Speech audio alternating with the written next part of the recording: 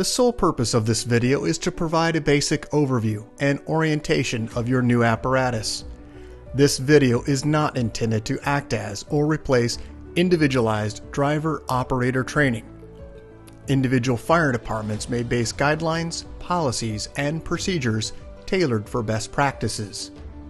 Pierce Manufacturing and Hughes Fire Equipment representatives are not liable for injuries caused from acts resulting from actions inconsistent with the information provided within this video and/or accompanying manuals. Refer to the Operation and Maintenance Manual for complete details relating to the components and features of this apparatus. Only trained personnel should operate this vehicle or perform maintenance.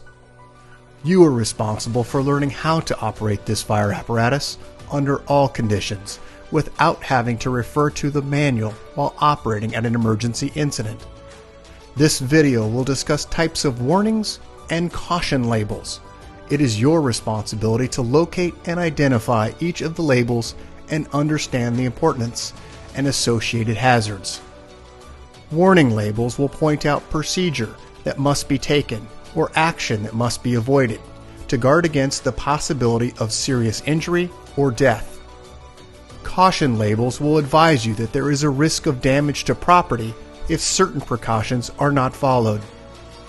Continuous training, reviewing of operation and service manuals, developing good standardized practices will assist driver operators with a more complete understanding of the components and operation of this fire apparatus. As the driver operator of this vehicle, you are responsible for understanding the function of each component of the apparatus, maintaining control of the fire apparatus at all times while in operation. Make operational and functional changes while operating at an emergency without having to read operator's instructions or safety warning labels. Operate manual override and emergency shutdown procedures immediately if a component fails to operate properly. Components location may vary with each Pierce fire apparatus. Review the exact location of each component prior to operation. Major inconsistencies between your vehicle and the information contained in this video should be directed to your sales representative. Safe operation of any vehicle is the responsibility of the driver operator. You must learn the location and function of all controls, switches, gauges, valves, inlets, and discharges. Due to a higher center of gravity, heavy trucks have a significantly higher rollover tendency than other types of vehicles. To reduce the risk of rollover, avoid making sharp turns, excessive speed, and avoid abrupt maneuvers. In the event of a rollover crash, an unbelted person is significantly more likely to become injured or die than a person wearing a seatbelt. In the event of a crash, unbuckled occupants can also become a hazard to other occupants, as they may be thrown around inside the cab. Seatbelts are required while in operation. Please refer to your warranty certificates for details and information enclosed in your manuals. Customer-installed equipment must be mounted to withstand road travel and comply with NFPA 1901. Modifications such as drilling holes or welding to structural frame components of the chassis are not permitted. Contact Pierce for instruction and review of non-structural sheet metal or other dissimilar metals for modification. Follow the radio installation guide for further assistance on installing or mounting electronics. Before placing your new apparatus into service, perform a primary inspection of key components of the apparatus, including all fluid levels, anti-lock braking systems, electronic stability control, and automatic traction control. Weigh your apparatus to ensure that it conforms to axle and brake ratings. Never exceed the gross axle rating printed on the label inside the cab. Exceeding these ratings could lead to reduced component life, personal injury, or death. Review the use of auxiliary braking systems, compression brake, exhaust brake, electronic retarder, and hydraulic retarder. Before placing the apparatus in service, refer to the operational maintenance manuals. Information on the operation and maintenance functions for the components such as the pump, pressure governor, and foam systems, along with other options, is provided in either the Pierce manuals and/or other manufacturer support information delivered with the apparatus. If you need more information, please contact Hughes Fire Equipment. Congratulations, Clark Fire District Number 6, Washington, on your new Pierce fire apparatus, job number 39554. Please utilize this 5-digit job number when referencing your apparatus with Hughes Fire Equipment and Pierce Manufacturing. We'll get started on a brief orientation. Starting first, a full view of the side of the truck from the driver's side. We'll focus in on the cab section next, starting with your wheel, where you'll find a visual sight gauge into the center of the axle area, and then also Goodyear tires. As we move to the front corner, you'll find your emergency warning light side facing, along with wheel chock storage just to the rear of the cab area. As we move into the cab section, you'll find easily accessible with a gloved hand. These are the door lock and latch combination. They are keyed along with grab handles for entering and exiting the cab while maintaining 3 points of contact. As we move directly over the front axle, you'll find your Shoreline power. Moving to the very top section, you'll find the Go light. And then onto the side of the vehicle, you'll find a side-facing scene light. Just to the rear of that location, you'll find emergency warning light at the very top section of the cab. And then also toward the front of the axle, you'll find an additional emergency warning light. Let's take a look at the side, where we'll find some additional warning lights located in these spaces here, along with under compartment lighting located in the very bottom section, and also you'll find side-facing scene lights. As we move toward the rear of the apparatus, you'll find your brake, turn, reverse, and an emergency warning light cluster on the left and right side. Additional emergency warning lights located in the upper section, along with a camera which is recessed in the rear section of the body, and also a traffic visor just under the rear window. As we move to the very top section, you'll find rear-facing scene lights. Let's move around to the passenger side. Full view. And then we'll focus in on the cab section next. Same configuration and layout, except the difference is we have our exhaust located on this side. Rear portion of the TDA. And let's go ahead and go inside the cab area. We'll start first with the driver's area, and we'll start first with the door panel. Affixed to the door panel are safety and warning placard information, along with a door lock and latch combination. Just above that, you'll find electric window control for all 4 cab windows, in addition with a grab handle.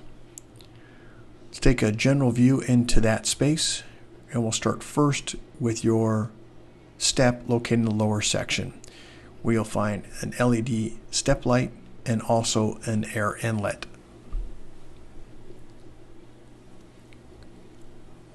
As we move into the cab, into the driver's side, general view, I would like to point out the yellow placard on the very rear wall of the engine tunnel. This has the information for you regarding the date of manufacture, 5-digit job number, gross vehicle weight rating, and cold tire inflation. This also has the VIN number and all of the fluid capacities for each device, fluid capacity, and then also fluid types. As we move to the floorboard, you'll find your mechanical siren foot pedal. About the left knee of the operator, just up from this location, is where you'll find the quarter-turn master battery switch, along with your tech module, engine, transmission, ABS diagnostic port.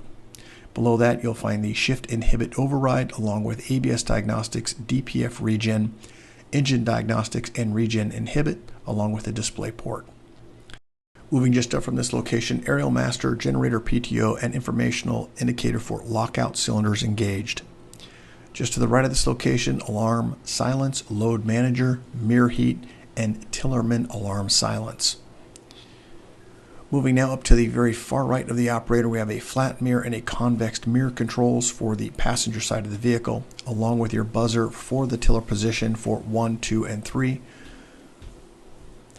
As we move to the left-hand side of the dash, you'll find your 4-way flashers, start ignition switch, and then you'll also find a switch labeled EM, which stands for Emergency Master. This will engage or disengage all emergency lights. Headlight switch and a panel switch, along with the informational switch here, our informational light indicating OK to engage the high idle and indicator. On the dash cluster, standard dash components located here within this area, and then also in the upper right hand corner we have a jackknife warning light. As we move just to the right, full view here of the driver's space. We'll start first at the very front with the command zone. Touchscreen and also function buttons are located within this. Tremendous amount of information right here at your fingertips, along with your stabilizer, cameras, engine brakes on and off, settings for low, medium, and high, Tillerman not seated, off-road traction, and tire change. Pull to apply your system parking brake and push to release. This is the yellow diamond for your spring brake, and also an Allison transmission pad, push button, digital readout. As we move just to the right of this location, you'll find climate control for heat, air conditioning, and defrost. Moving further to the right, you'll find your traffic advisor, 12-volt access via USB-C and USB-A, and barrel style. As we move to the front dash, you'll find these color-coded labels indicating spare wiring behind that location, along with a yellow placard over the driver's seat indicating the height of the vehicle, which is 11 feet 4 inches, length 59 feet 2 inches, gross vehicle weight rating 77,800 pounds, along with your 5-digit job number 39554-01. Moving further to the right, overhead of the driver's seat, you'll find your emergency master, high beam flash, air horn, Opticom, siren brake, and perimeter lighting. When any of the switch is activated, the light will illuminate, indicating the activation. Further to the right, an additional switch panel located here.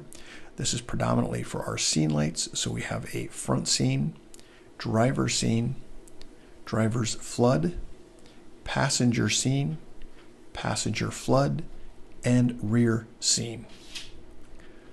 Moving further to the right, you'll find your electronic siren, control module, and PA speaker.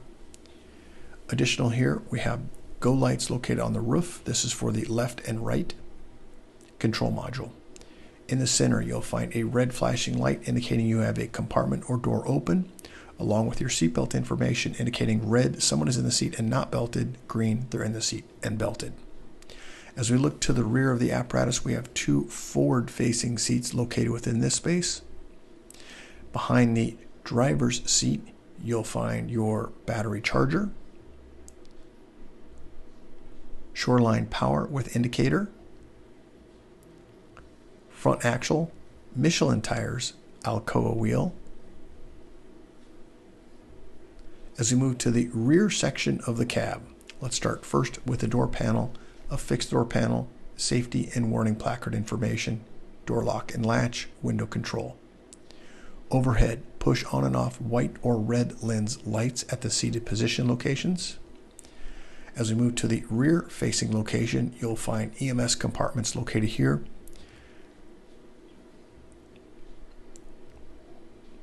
Moving now to the overhead compartments. These are located on the driver and passenger side, behind the officer and also driver's seat.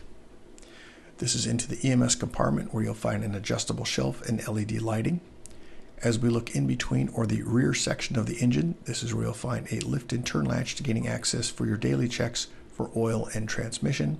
You'll also find a Shoreline outlet located in this space also. Moving now, general view here of the rear seats with SCBA brackets. And then looking overhead, you'll find your intercom system located at the very top section. As we move just under the seat riser for the rear seats, you have additional storage access located here.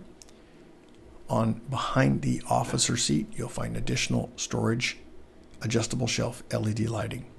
This is the overhead compartment directly behind the officer seat. And as we now move to the exterior, this is the transverse compartment. We have long-handled tool storage located within this space for 2 tools, accessible, one from the passenger and one from the driver. Into the compartment here, you'll find your SCBA bracket for storage. You'll also find on the left wall, you'll find your air shutoff and air outlet.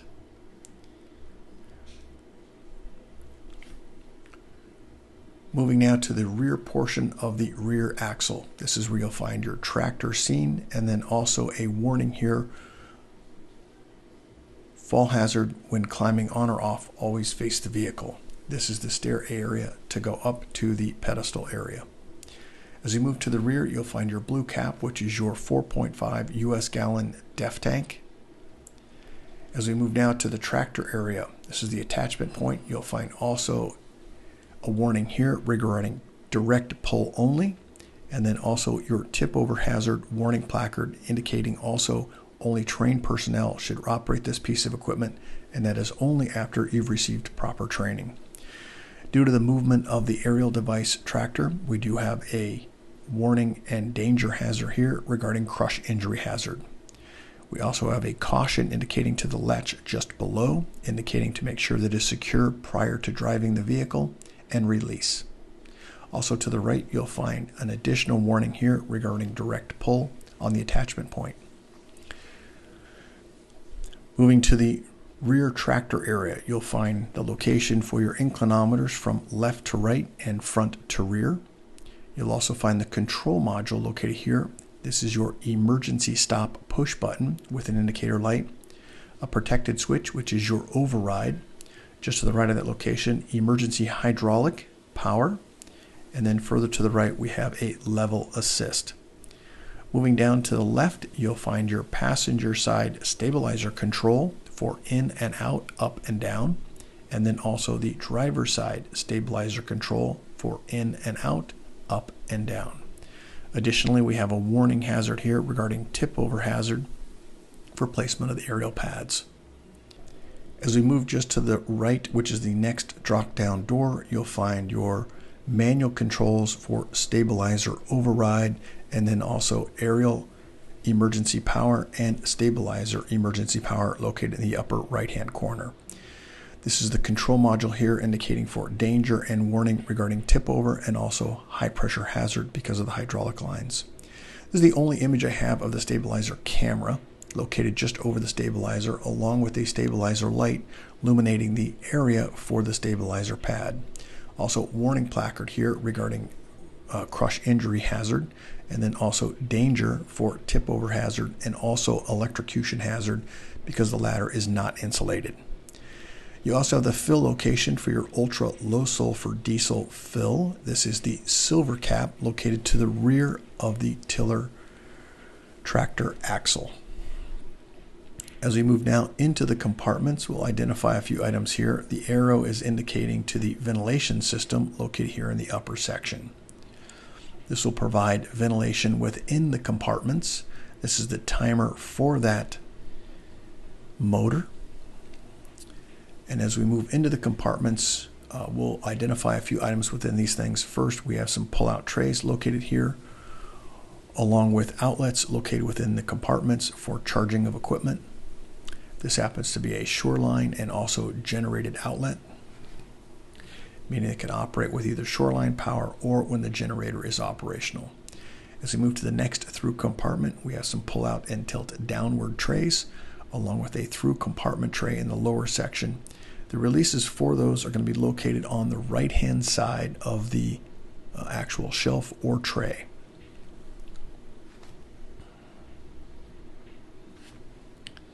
Moving into the next compartment, we have a toolbox and bottle storage. Along at the very top section, it'll pull out and tilt downward tray. Once again, that tray's release located on the right-hand side and also left-hand side. As we move to the toolbox located in the lower left, and then SCBAs stored in the right-hand side.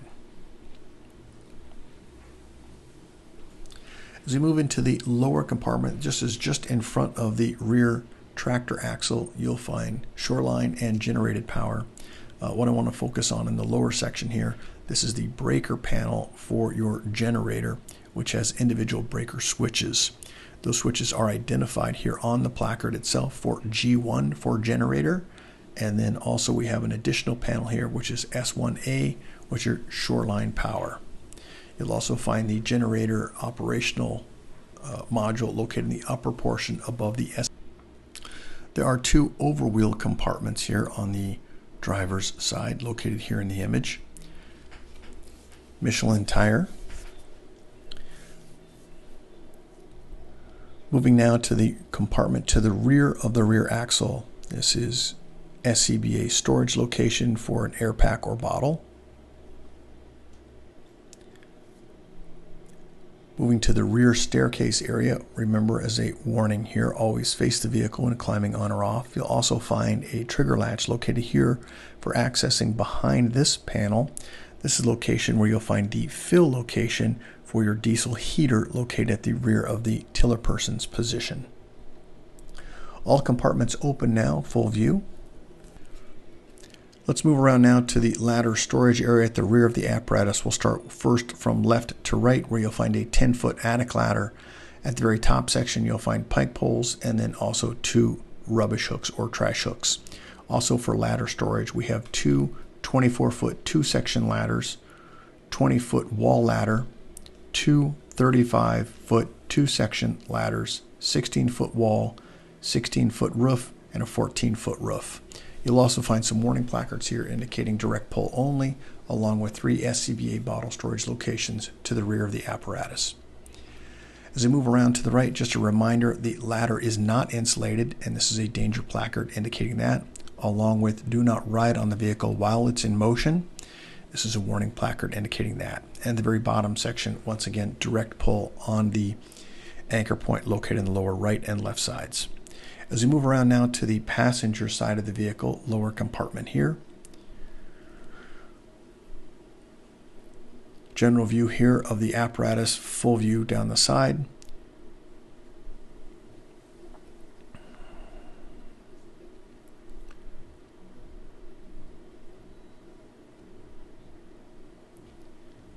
As we move into the upper section, you'll find a storage location for a Little Giant ladder. Moving now just in front of the rear axle.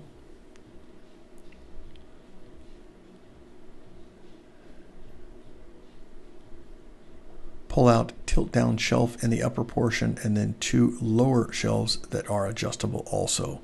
The release for this shelf is located on the right and left hand side.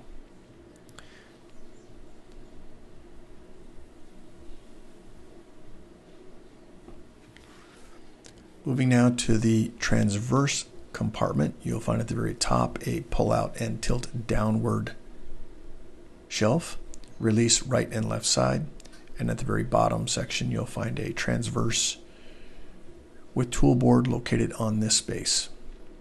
Moving now to the forward section, you'll find at the very top some pull out trays with vertical dividers located here. As we move down, you'll find the lower section has pull-out trays also, and then down at the very bottom you'll find the ladder pipe for your aerial device.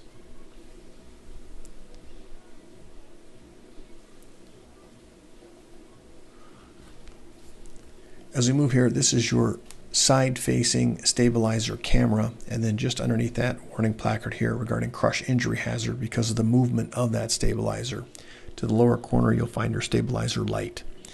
As we move just to the right, you'll find your control modules located within the first compartment. That'll be access for your maintenance team. These are input-output modules. And as we move further to the right, you'll find the same control operation here on the driver's side as you do on the passenger side. Warning here regarding aerial stabilizer hazard regarding short jacking. A parapet ladder. Inclinometers both left to right and also front to rear.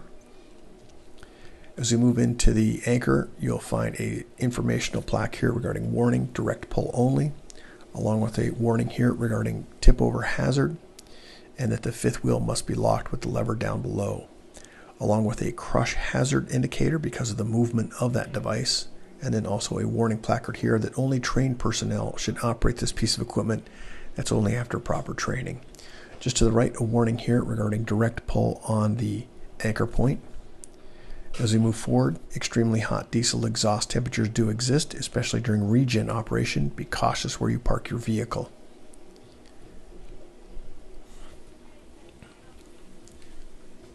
Once again, a warning placard here. This is the location where the access is to the turntable. Cab tilt here, information here on how to tilt the cab with instructions for raise and lower, along with some caution and danger information here. Please ensure all items are secure within the cab. As we move now to the passenger side tractor drawn portion, we'll move inside the rear compartment. This is the transverse, and you'll find access here for long-handled tool storage. Moving now into the rear portion of the cab area, affixed to the door panel, safety and warning placard information, door lock and latch combination, window control, and a grab handle. Overhead, you'll find your air conditioning unit and also push on and off white or red lens lights. We've kind of viewed this area from the driver's side. We're now viewing it from the passenger side. Let's continue to move forward now into the outside on the passenger side. Visual sight gauge into the center of the axle. We're now moving into the officer space. We'll start first with the door panel. Affixed to the door panel are safety and warning placard information, door lock and latch, window control, and a grab handle. As we move inside, once again, push on and off white or red lens lights. We'll start at the very bottom section here where the officer would sit. We have 12-volt access, 110 access, and then also your vehicle is equipped with a supplemental restraint system airbag that's located in the front bolster. Please do not block or mount anything within this area, along with your fill location for windshield wiper fluid. This is a siren brake for your mechanical siren. As we move overhead, we have some control modules here for the go lights on the very top section. That's located here within this operational push button, left, right, up, down, and power on or off. Moving further to the right, we have, or left, you have your front scene, driver's flood, passenger side scene, passenger side flood, and rear scene. Once again, when any of the switches have been activated, the green light will illuminate, indicating the activation. To the left, you'll find your unit radio. Moving further to the left, you'll find the FireCom module for volume control and squelch. Just underneath this space, you'll find the wireless FireCom base system. Full view of the vehicle with all compartment doors open. Let's go ahead and move into the tiller person's space.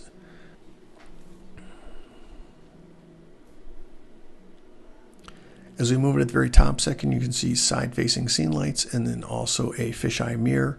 On the rear cab wall is where you'll find the fill location for your windshield wiper fluid. The seat is an air ride controlled locally on the seat itself. As we move to the overhead section, you'll find push on and off white or red lights and then also the Duralome lights. As we move to the left, you'll find a monitor here for the cameras, along with your Danhard. This is the high and low speed fans. Also fan control on each of the fans itself. Also, as we move in, you'll find climate control here. This is for your diesel heater. And then also we have just fans located on the left and right side of the steering column. Let's take a look at the center steering column.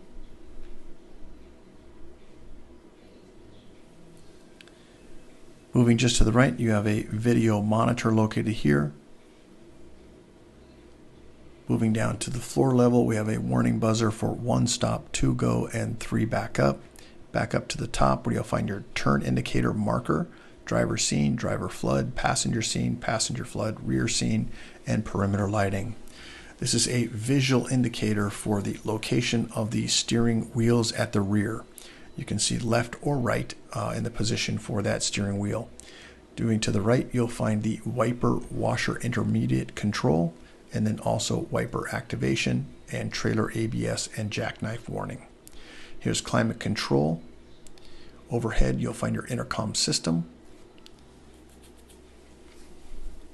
As we move to the exterior, you'll find your tip lights and tracking lights located in the forward section. Intercom system with volume control, and then also we have 110 power to the tip of the aerial. This is the control here for your ladder control, up, down, extend, right, left, and then also ladder pipe control.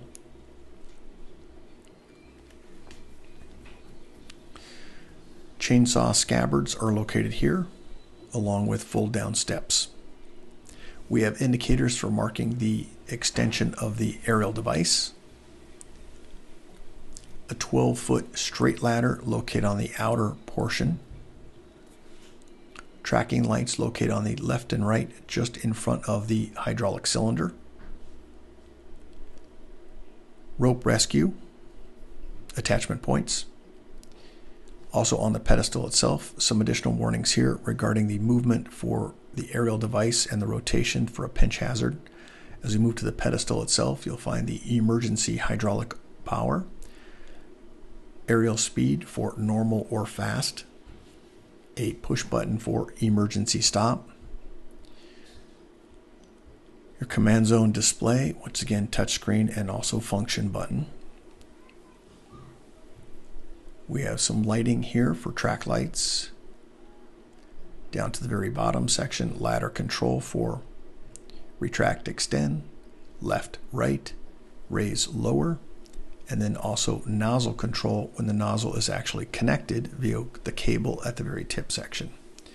We have some warning danger placard information located in the cover itself. Along with in the dome, you'll find your intercom system, volume control, and push to talk button. As we move now to the close-ups of the emergency power, aerial speed, and emergency stop, these are the tip tracking lights and also rung lights, ladder control, and nozzle control. Let's move back to the inside cover area of the pedestal. I'd like to point out this is the ascendant waterway dry information and waterway charged weight charts, along with monitor nozzle positions and those weights. Please familiarize yourself with this, especially when aerial operations are in function. To the right-hand side, you'll find also the ascendant specification for setup per NFPA 1910. As we move to the rear portion of the cab, you'll find scene lighting here. Also a removable chain to remove a Stokes basket, for example, that comes down from the aerial device. Straight indicator. This is a non-walking surface, and we have some warning placards on the top of the cab area, along with hose storage for your water pipe. Couple of images here of the lateral stowed, and then also now the ladder just off stowed location, so you can get a visual idea of what's on top. This is your hydraulic generator.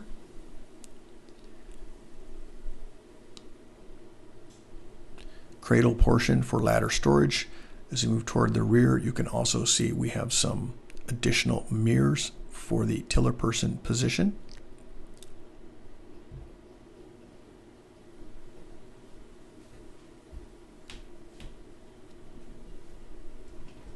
You can see on the last image your air conditioning fans.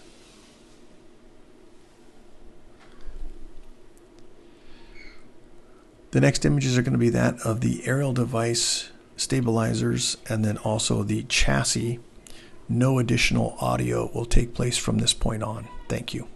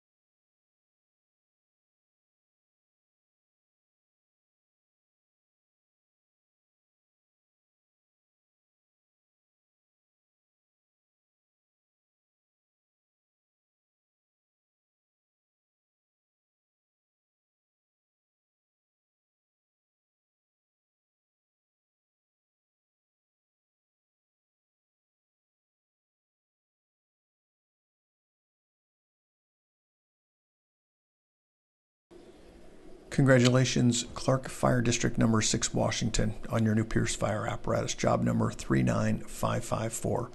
If you have any questions regarding your apparatus, please contact your Hughes Fire sales representative. Thank you and congratulations.